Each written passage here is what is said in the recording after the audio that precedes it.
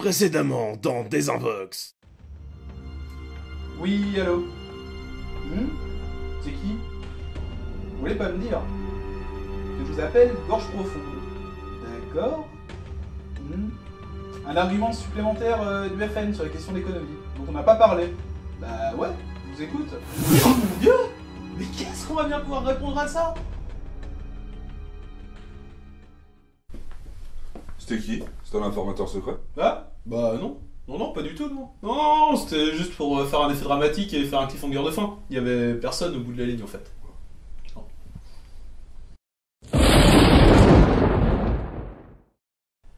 Salut à tous et bienvenue dans Desinvox, l'émission qui vous parle de politique autrement. Aujourd'hui, on va continuer de déconstruire le discours du FN sur l'immigration et on va commencer par s'attaquer à un dernier argument économique, ou plutôt social, utilisé par ceux qui combattent ce phénomène.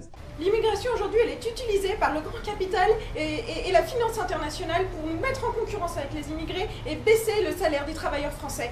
Hein. Le peuple, les petites gens comme nous, on peut à peine ramener 6 à 7 000 euros à la fin du mois. C'était l'argument social du FN. Original et pertinent comme argument, non? Laissons Jean Jaurès répondre. Yo la mec, c'est Jean Jaurès.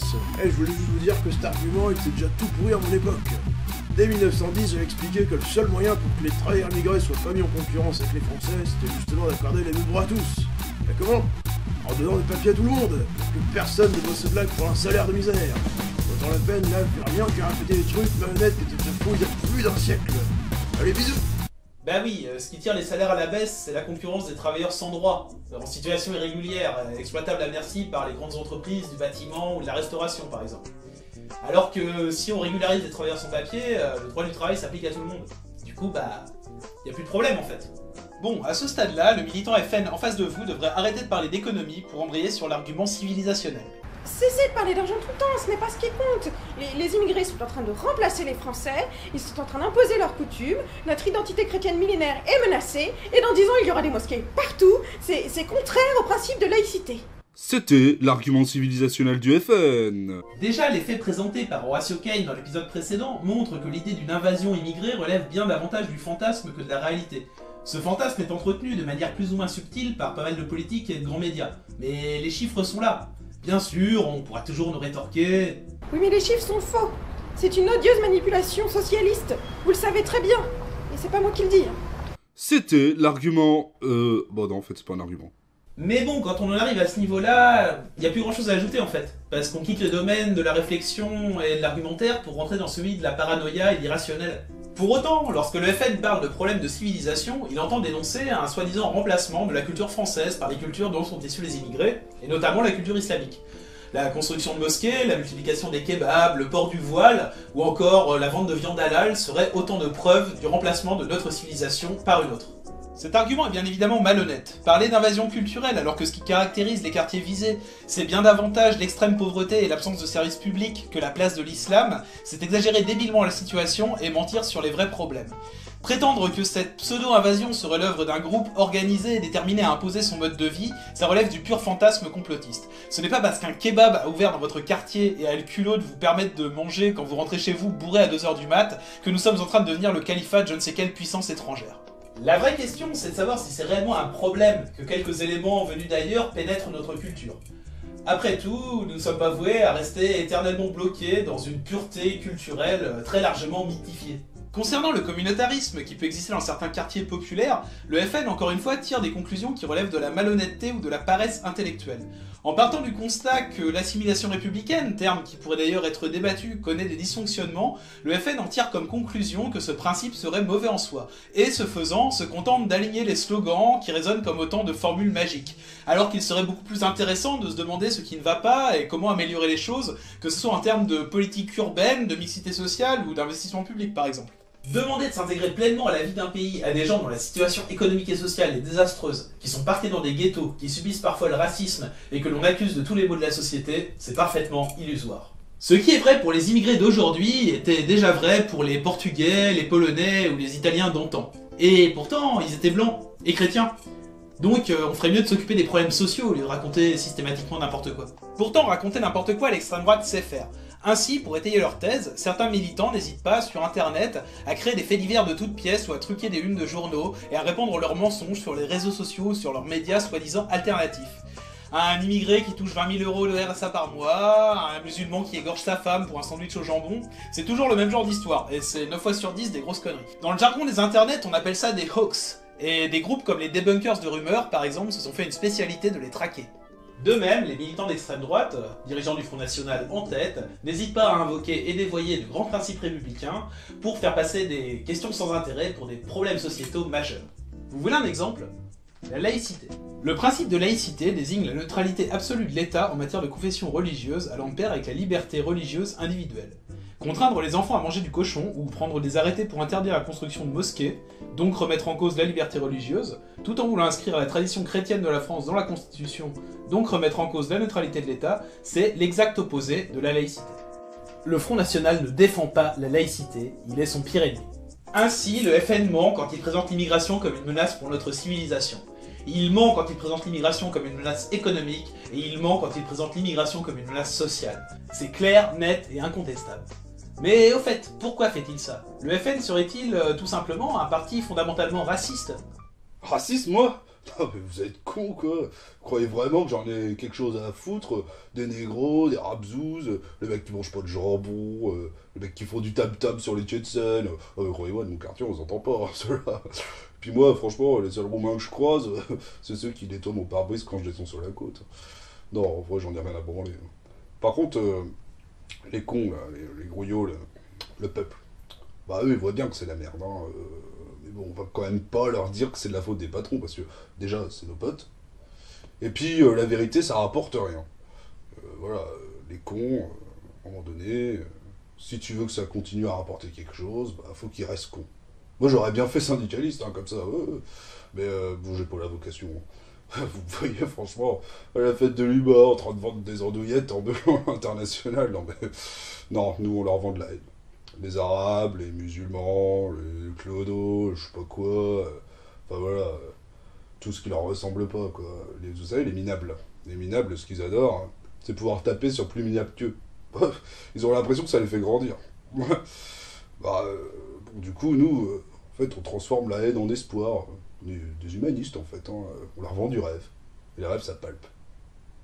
Concernant le discours du FN sur l'immigration, on n'a plus rien à ajouter. Il est temps maintenant de reprendre les propositions concrètes du parti, une par une, et de démontrer leur inutilité.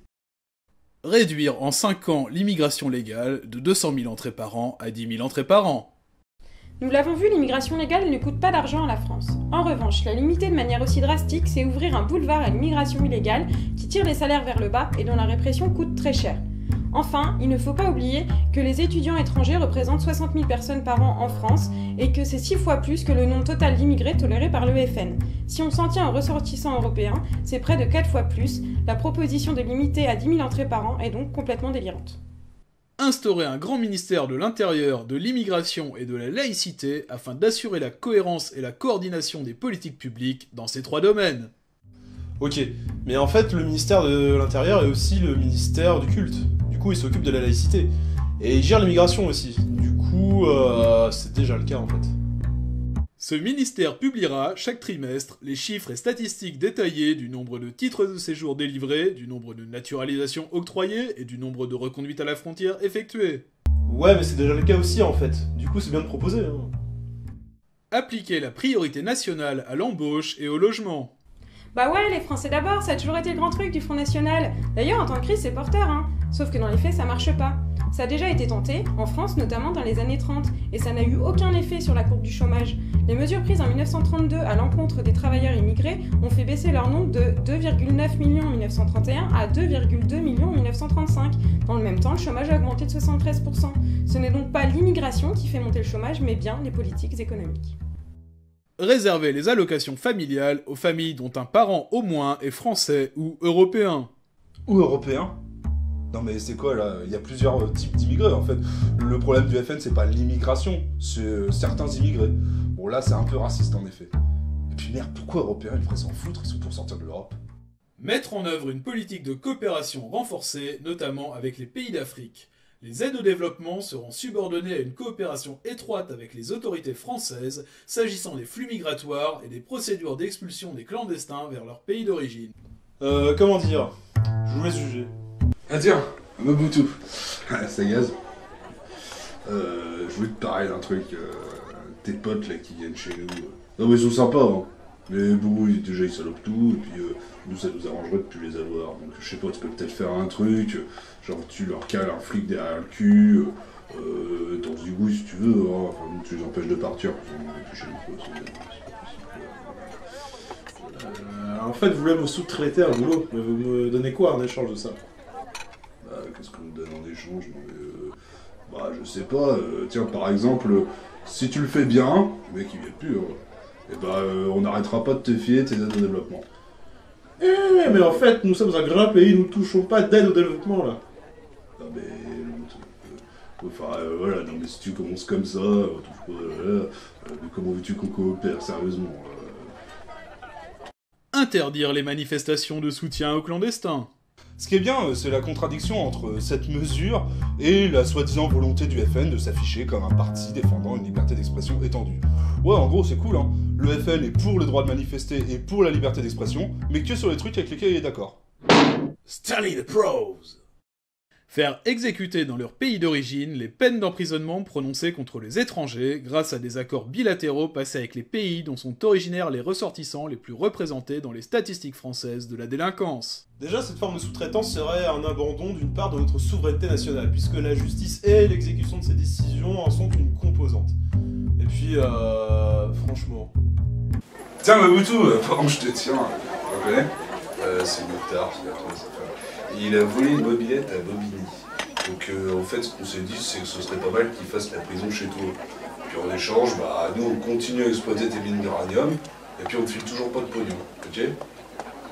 Renégocier la Convention européenne des droits de l'homme, et notamment son article 8, qui est utilisé par les associations de promotion de l'immigration pour accroître l'immigration vers la France. Alors déjà, l'article 8 de la Convention européenne des droits de l'homme, ça dit quoi exactement? Donc c'est un truc qui dit...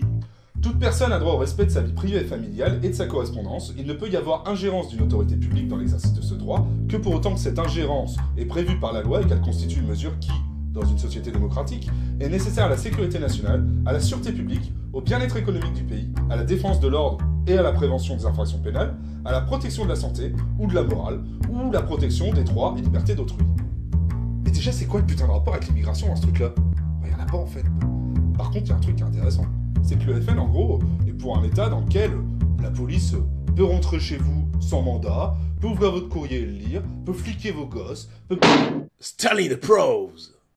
Lutter contre l'immigration clandestine qui doit être ramenée à zéro. Expulser toute personne qui entre ou se maintient illégalement sur le territoire national. Supprimer dans le droit français la possibilité de régulariser les clandestins. Bah ouais, on a qu'à interdire un truc illégal.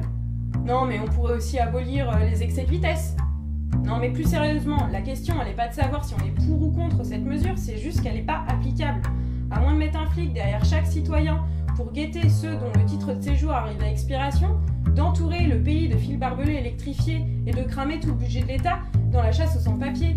Et même avec ça, ça marcherait pas, ça pousserait juste ces personnes-là à prendre plus de risques. Et on en a déjà parlé, l'impossibilité de régulariser ces gens-là, eh ben ça pousse juste les multinationales à les embaucher pour pas cher, et puis ça fait baisser le salaire des Français. Supprimer le droit du sol. Le droit du sol, c'est le principe qui accorde la nationalité française à quelqu'un né en France, quelle que soit la nationalité de ses parents. Remettre en cause le droit du sol, c'est totalement absurde, ce serait attribuer la nationalité d'un pays à quelqu'un qui a peut-être jamais foutu les pieds. C'est une mesure qui est inutile et contre-productive, et qui est là juste pour satisfaire un électorat. En plus de ça, c'est quelque chose de vachement punitif, qui aurait pour conséquence que de renforcer le communautarisme et la défiance vis-à-vis de l'État. Enfin, remettre en cause le droit du sol, c'est remettre en cause une des valeurs de la République française, et même au-delà, puisqu'on trouve des traces de ce principe dans un édit du début du XIVe siècle sous le règne de Louis X le Hutin. Et ce principe a été posé dans des termes qui ressemblent à ceux d'aujourd'hui, dans une loi de François Ier en 1515, au tout début de son règne. Remettre en cause le droit du sol, c'est donc cracher un énorme molar à la face de la France, de ses valeurs et de son histoire. Voilà, je pense que cette fois, on a vraiment fini. Alors, comme nous nous opposons aux propositions du Front National sur l'immigration, sommes-nous, comme Marine Le Pen le reproche souvent à ses opposants, des immigrationnistes fous ou tout simplement des militants pro-immigration? Non. En disant ça, le FN tente de s'exonérer un peu facilement de ses propres obsessions. Les migrations ont toujours existé, qu'elles soient voulues ou forcées, s'accélérant par moments, se stabilisant à d'autres, et toutes les politiques qui ont essayé de les empêcher se sont soldées par des échecs.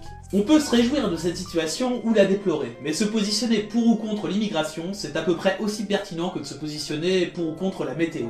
L'immigration n'est ni un fléau, ni une chance, c'est une donnée.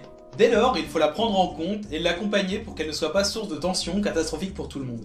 Et bien sûr, se concentrer sur les vrais problèmes, ceux qui découlent des politiques économiques et sociales, sur lesquels on peut vraiment agir sans s'en faire détourner par des escrocs qui cherchent à nous opposer sur nos origines. Ces problèmes, nous les traiterons bientôt. D'ici là, partagez cette vidéo au maximum. N'hésitez pas à vous abonner à notre page Facebook, à notre chaîne, ainsi qu'à nous suivre sur Twitter afin de connaître notre actualité. Et n'oubliez pas, si vous ne vous occupez pas de politique, c'est la politique qui s'occupera de vous.